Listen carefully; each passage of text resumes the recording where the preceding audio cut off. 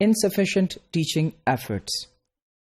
Now these efforts are partly the reason for poor learning outcomes of the students. یعنی اگر teaching میں efforts جو ہیں وہ insufficient ہو تو بچوں کی لرننگ خود ہی جو ہے وہ پور ہو جاتی ہے. Several reports have documented that absenteeism in government school teachers is higher than in the private school teachers. یعنی بہت سے سرویز میں یہ دیکھا گیا کہ اسکولوں میں جو غیر حاضری ہے اور اسکولوں میں جو لیٹ آنا ہے یا بیہیویئر جو ہے وہ جاب میں انٹرسٹنگ نہیں ہے، یہ ہم نے گورنمنٹ اسکول ٹیچرز میں دیکھا کہ زیادہ ہے as compare to the private school teachers. اس کی ایک ایگزامپل یہ ہے کہ ایک سروے نے 2012 اور 11 میں جو کیا گیا found that 85% of the teachers present in government schools on the day of survey as against 90% in the private schools. یعنی جس دن سروے کنڈکٹ کیا جانا تھا تو 85% اساتذہ جو تھے وہ ڈیوٹی پر حاضر تھے ایز کمپیئر ٹو 90% جو کہ پرائیویٹ اسکولز میں تھے.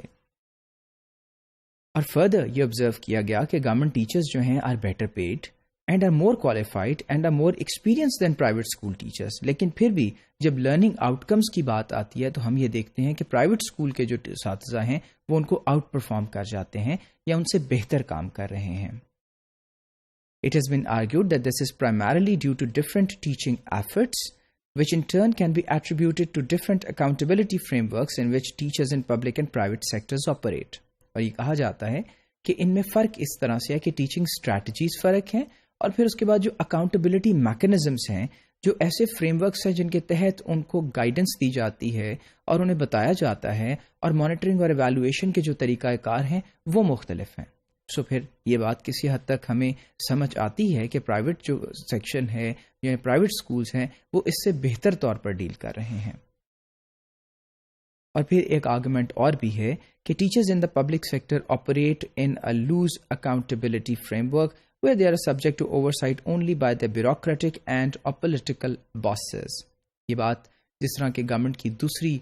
ملازمت کے لیے ٹرو ہے، اسی طرح اسکولز میں یا ایجوکیشن سیکٹر میں بھی یہی ہے کہ اکاؤنٹیبلٹی میکنزم تھوڑا سا لوز ہے. وہ اس طرح سے ہے کہ وہ صرف جواب دہ ہیں not really to their immediate bosses, لیکن جو ہمارے محکمانہ آفیسرز ہیں ان کو، اور چونکہ وہ ان سے ایک دوری پر ہوتے ہیں، وہ ایک پورا محکمہ آپریٹ کر رہا ہوتا ہے، تو اس وجہ سے بھی جو ہے اس قسم کا بیہیویئر سامنے آتا ہے. اور پھر دوسری طرف ہم ایک اور بات جو امپورٹنٹ ہے وہ یہ دیکھتے ہیں کہ given the unionization of the teaching cadres and the active socio-political role played by the teacher at the local level, it is virtually impossible to hold government teachers accountable for their consistent failure in achieving learning outcomes. اگر ہم پاکستان کی تاریخ کو دیکھتے ہیں تو 1972 اور اس سے پہلے کے اشرے میں بھی ہم یہ دیکھتے ہیں کہ جو ٹیچرز کی یونینز ہیں، جو پولیٹیکل ان کا رول رہا ہے گورنمنٹس کو سپورٹ کرنے میں، گورنمنٹس کے اگینسٹ، وہ بڑا ایکٹیو رہا ہے. تو اس صورت میں ان کو اکاؤنٹیبل ٹھہرانا ان کے کسی بات کے لیے خود ایک پرابلم کو انوائٹ کرنے کے مترادف ہو جاتا ہے. اور پھر یہ ہم دیکھتے ہیں کہ یہ بات جو ہے جو ان کے پیئرس ہیں ان کو بہتر وہ جو ہے سیٹنگز میں اور لوور کاسٹ کے اوپر وہ پرفارمنس بہتر دے رہے ہیں as compare to the government teachers. اب اسٹوڈنٹ ٹیچر ریشیو، یعنی ایک بچے کے لیے جو ہے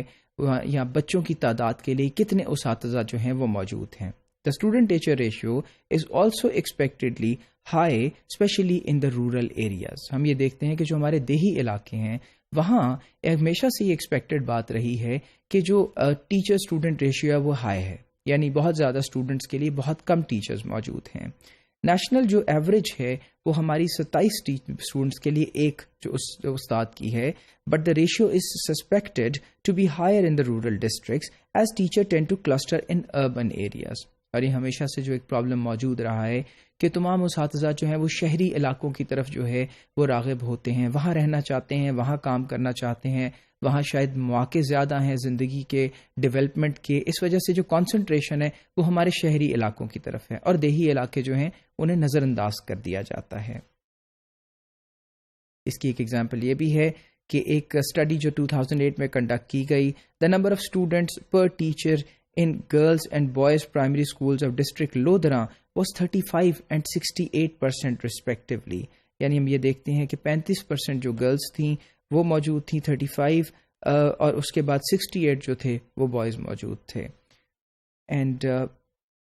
For middle schools, the ratio for girls and boys were 38 and 63 respectively, اور high schools کے لیے یہ جو ریشیو تھی یہ 70 اور 40 تھی. یعنی ہم یہ دیکھتے ہیں کہ بوائز جو ہیں ان کی طرف ہم جو ہے وہ تعداد زیادہ ہے ڈفرینٹ لیولز، اور گرلز کی جو تعداد ہے وہ کم اور زیادہ ہے آن ڈفرینٹ لیولز.